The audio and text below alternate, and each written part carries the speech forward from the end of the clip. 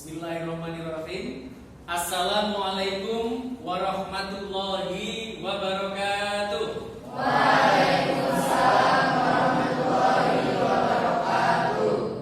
Bagaimana kabar teman-teman semuanya? Baik. Sehat semuanya? Sehat. Ingat bahwa setiap kita adalah murid, setiap kita adalah guru, dan setiap tempat adalah sekolah. Mari kita belajar bersama di kelas ini dengan semangat dan juga keseriusan. Tepuk tangan buat teman-teman semuanya.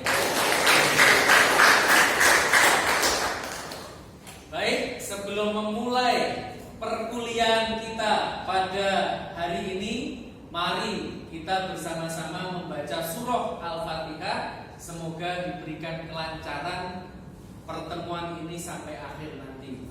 Kaya nabda barnamijana hadal yaum, surah Al-Fatihah. Saya adalah Al-Fatihah.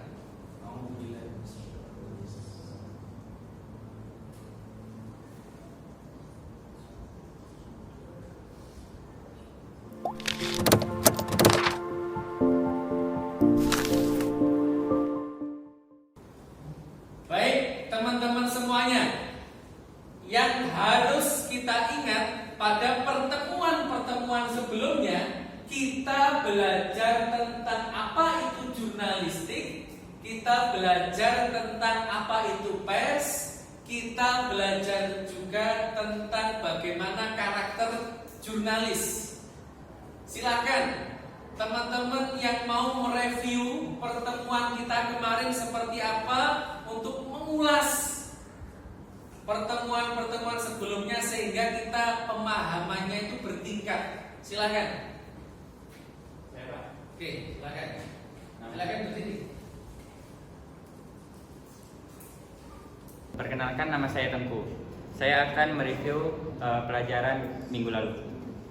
Yang pertama yaitu pengertian jurnalistik. Jurnalistik yaitu kegiatan menghimpun berita, mengumpulkan setiap peristiwa sehingga dijadikan sebuah catatan harian yang akan disebarkan nantinya. Kemudian pers adalah badan yang membuat penerbitan media massa secara berkala. Kemudian ada 4 karakter jurnalis. Yang pertama yaitu skeptis, yang kedua bertindak, yang ketiga ketidakpastian, dan yang keempat adalah seni dan profesi. Begitu Pak, sekian, terima kasih. Oke, tepuk tangan buat teman kita. Tadi sudah dijelaskan bagaimana jurnalistik tidak hanya proses tetapi hasil, ya, bisa muncul di media cetak, bisa muncul di media online atau media-media baru. Sedangkan pers itu adalah wadah dari karya jurnalistik tersebut.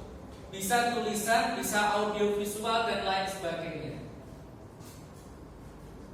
Memahami ciri jurnalis. Kita kemarin memahami bagaimana jurnalis itu skeptis, harus ragu. Karena menerima informasi itu harus tabayun dulu. Ya, diklarifikasi berita itu benar atau tidak. Tadi sudah dijelaskan secara umum. Mari sekarang kita melangkah kepada pertemuan kita hari ini, yaitu bagaimana teknik penulisan berita. Teknik menulis berita itu gimana sih Pak? Yang pertama yang harus kalian cermati dan kalian catat, itu adalah yang pertama, menulis berita itu harus tahu peristiwanya. Ya kan? Peristiwanya apa dulu? Oh, peristiwanya kemenangan timnas Indonesia di SEA Games. Ya, lo itu stadionnya mana? Bener gak? Waktunya kapan? Lawannya siapa? Itu perlu tahu. Setelah tahu peristiwa, yang kedua tahu apa? Setelah tahu peristiwanya, teman-teman bagaimana mendapatkan sumber berita. Siapa yang mau saya wawancarai? Bener nggak? Pelatihnya, Pratama Arhan, Marcelino, pemainnya, ya kan? Atau supporternya yang merasakan heroiknya kemenangan timnas Indonesia. Jadi yang pertama tadi apa? Peristiwa. Yang kedua sumber. Yang ketiga, kalau sudah seperti itu, yang ketiga, kalian harus memahami teknik mendapatkan informasi, yaitu observasi, wawancara, ataupun dokumentasi. Dalam sejarah Indonesia sudah juara berapa kali sih? Itu dokumentasi, observasi, apa wawancara? Dan kita dapat data tuh, Indonesia pernah juara sekian kali tahun ini. Itu observasi, dokumentasi berbasis data, atau kemudian wawancara? Observasi itu turun ke lapangan, dokumentasi itu mencari data sejarahnya dicari. Kalau observasi itu banjir di kota Magelang, di desa A, maka kalian agar tahu kedalaman banjir itu berapa, maka itu dengan cara observasi. Paham nggak? Kalau kalian pengen tahu berapa tahun, sudah berapa kali terkena banjir desa ini, kalian lewat dokumentasi. Ada rekap-rekap berita tahun lalu, benar nggak? 3. Teknik penulisan berita 3. Kemudian yang keempat apa? Bikin rumusan berita, bro. Bikin rumusan berita. Kalian kalau datang ke event tertentu minimal sudah ditulis, ya, tempatnya di mana, kapan, ya kan, pesertanya siapa, narasumbernya siapa, minimal itu sudah ditulis, sehingga kalian datang ke sana tinggal menambahkan itu merumuskan berita. Kemudian yang kelima, struktur beritanya gimana? Ya, lead-nya, headline-nya, body beritanya, like-nya gimana, teras beritanya gimana? Apakah teras beritanya itu tanda tanya, teras beritanya itu teriak? Pernahkah kalian ingat contoh ini ya? Pernahkah kalian dengar Lesti? Apa kesibukan Lesti yang sekarang? Itu namanya teras berita tanda tanya. Paham nggak? Pernah baca berita yang seperti itu nggak? Pernahkah kalian dengar Bambang Pamungkas? Apakah kesibukannya sekarang? Ya kan? Nah, atau teriak? Ada yang teriak terasnya itu. Nah, setelah kelima, 6, 7, 8, 9, 10 itu menentukan headline, judul, ya kan? Menentukan teras, menentukan lead, isi berita sampai kepada kutipan-kutipan. Ngambil kutipan itu juga nggak sembarangan. Jangan sampai kutipan yang diambil itu menimbulkan konflik dari pemberitaan yang kita muat. Apalagi kutipannya tidak sesuai dengan tema atau judul yang kita angkat. Baik, kita langsung ke wawancara. Nah, wawancara itu ada yang man in the street, ada yang ketemu orang di jalan, kemudian kita wawancarai. Itu jenis wawancara saat ketemu di jalan. Ada yang doorstop, kita menunggu di hadapan pintu. Biasanya kalau ada kasus-kasus di KPK, wartawan itu nunggu sampai 2-3 hari di depan pintu, benar nggak? Doorstop. Ada yang personal interview. Personal interview itu yang gimana? Kita ada tokoh masyarakat, orang yang punya magnitude besar, kita undang di podcast atau kita wawancarai. sebagai seorang tokoh atau public figure. Kick Andy, ya kan? Personal interview yang bisa kemudian jadi pemberita. Ada lagi yang news interview. News interview itu ya orang-orang yang terlibat dalam sebuah peristiwa. Ada saksi, mungkin ahli, pemain, pelatih, semua yang terlibat dalam peristiwa tersebut.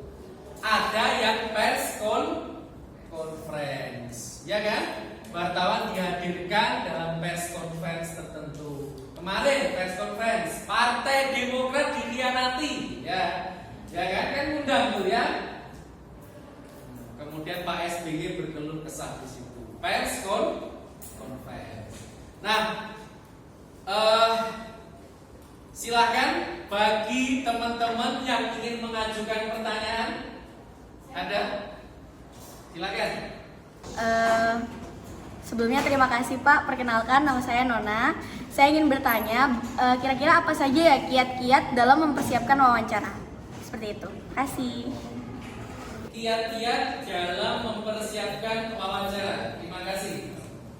Kiat-kiat dalam mempersiapkan wawancara, yang pertama adalah niat. Kalau nggak niat nggak mungkin ya. Ada kemauan untuk wawancara. Ini berbagai referensi. Nanti teman-teman saya minta diskusi, bentuk tim, kemudian praktek. Diskusi, bentuk tim, kemudian praktek untuk bikin video kiat-kiat wawancara. Referensinya mana Pak? Boleh, tidak harus yang saya sampaikan. Boleh dari berbagai referensi. Yang pertama niat. Kemudian yang kedua apa lagi? Sehat. Kamu wawancara, kemudian kamu bersin-bersin, kira-kira nikmat nggak? Narasumber kamu takut, ya kan? Takut tertular, ya kan? Niat, sehat, modal. Kira-kira mau wawancara tapi motornya nggak ada bensinnya, kira-kira bisa berangkat nggak? Butuh modal. Ada lagi banyak. Nah itu tugas teman-teman diskusi, nyari kiat-kiat wawancara yang benar itu kayak apa? Ya, ada niat, ada sehat, ada biaya, nyusun daftar pertanyaan, benar nggak? Nyiapkan alat, pakai uniform. Kira-kira kalau kalian tanya jawab pakai celana pendek, kira-kira cakep nggak? Bisa iya, bisa tidak. Karena kadang wartawan yang dekat dengan bupati, wartawan yang dekat dengan Kapolres, habis futsal itu bisa wawancara, Mas. Nah, ini nanti bisa kamu jelaskan di kiat-kiat itu. Gimana yang boleh harus pakai baju uniform, gimana yang tidak. Nah, ini kecerdasan seorang jurnalis di situ. Kecerdasan seorang konten kreator. Tidak hanya jurnalis kan? Konten kreator juga harus memahami itu. Bergabung di kelompok masing-masing dan diskusikan bagaimana kiat-kiat sebelum wawancara, apa saja yang perlu disiapkan. Silakan.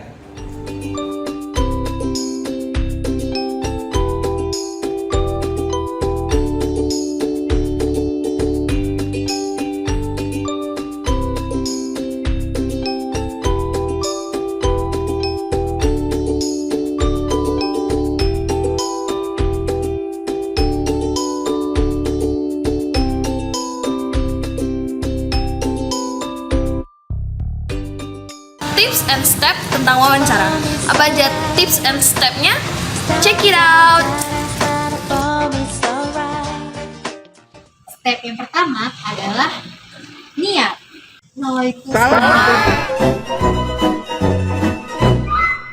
Yang kedua, pastikan kamu sehat secara fisik dan juga mental. Yang ketiga, pastikan kamu punya duit.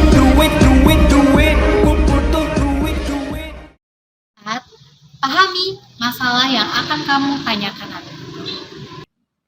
Yang kelima, membuat list pertanyaan. Keenam, menentukan narasumber. Ketujuh, buatlah janji dengan narasumber jika diperlukan. Ada waktu luang minggu ini. Dan siapkan alat tulis, recorder, dan juga jangan lupa ID card. Serta kalau bisa kita pakai uniform dari perusahaan kita.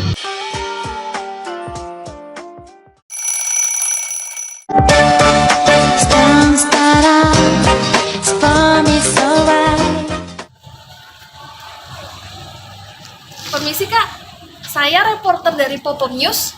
Boleh minta waktunya sebentar untuk ngobrol? Ya boleh kak. Kak, dengan kakak siapa? Dengan Kak Angelina. Kak Angelina ya? Iya, Angelina aslinya dari mana kak? Saya dari Batam. Wah jauh ya kalau dari.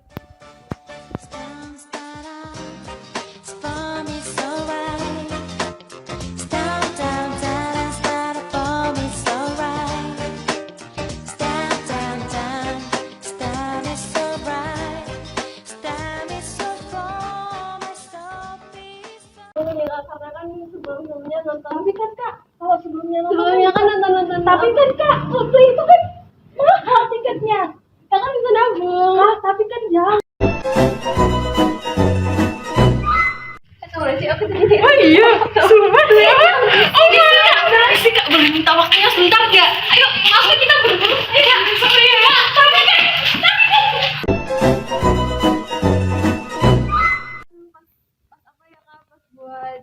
Buat beli tiket konsernya tuh sampai harus kerja sampingan, pinjam ke ojol demi bisa dapetin CAT 1 gitu loh kak. Bombastic side eye, criminal offensive side eye.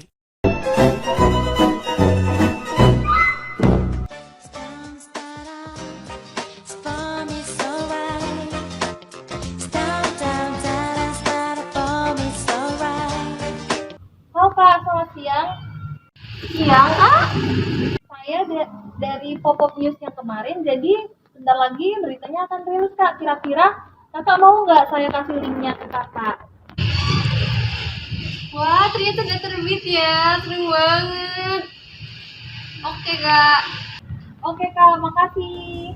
Baik, teman-teman semuanya, kita sudah melihat praktek yang luar biasa dari teman-teman. Tepuk tangan yang meriah buat teman-teman. Pertemuan ini saya akhiri dengan ungkapan bahwa untuk menjadi orang yang baik, kita hanya cukup dengan diam. Dengan diam kita sudah disebut sebagai orang yang baik. Tetapi untuk menjadi orang yang baik dan bermanfaat, kita butuh effort, kita butuh usaha, kita butuh kerja keras. Dan saya doakan setiap hari teman-teman jadi orang yang baik dan bermanfaat di dunia ini.